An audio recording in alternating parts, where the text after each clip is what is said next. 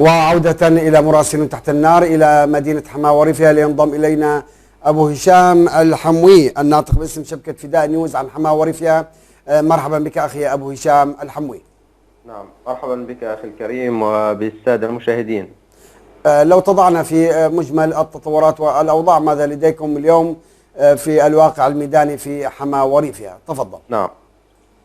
نعم أخي الكريم، ليلة البارحة بالريف الجنوبي اندلعت اشتباكات عنيفة بالقرب في قرية خرب على جبهات بلدة خربة الجامع، حيث تحاول الميليشيات الطائفية التقدم نحو هذه البلدة لاجتياح الريف الجنوبي بأكمله. أخي الكريم، الميليشيات الطائفية كلها اجتمعت على الريف الجنوبي، تخاذل كبير بالنسبة للريف الجنوبي، أكثر من عشرات الغارات ليلة البارحة تسقط على بلدة عقرب وبلدة حرب نفسه ومجمل بلدات ريف حماة الجنوبي.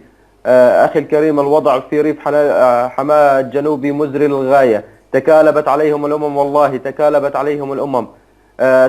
يحاولون بشتى الوسائل التقدم نحو مناطق ريف حماة الجنوبي عقرب وبلدة الجامع، لكن استطاع المجاهدين ليلة البارحة أخي الكريم حوالي الساعة 2 حاولوا التقدم وصدوهم أو هزموهم شر هزيمة وكبدوهم خسائر فادحة. أخي الكريم، هذا بالنسبة للوضع في الريف الجنوبي.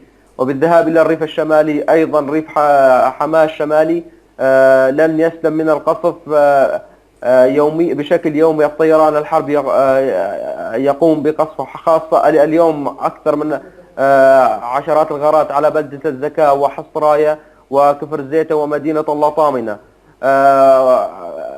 أيضا أخي الكريم،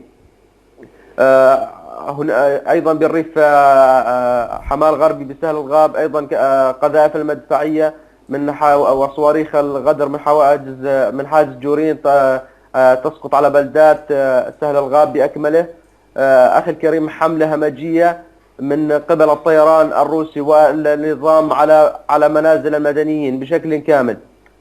نعم أخي الكريم، هذا بالنسبة للوضع الميداني بريف حماة. ونعم أخي الكريم، أيضا كتائب الثوار ردا على الشيء الذي يحدث في الريف الجنوبي استهدفت ليلة البارحة مراكز تجمع النظام في كل من السلبية، وأيضا مطار حماة العسكري وحاجز جورين. نعم. نعم، الناطق باسم شبكة فداء نيوز عن حماة وريفها أبو هشام الحموي، لك جزيل الشكر. اللهم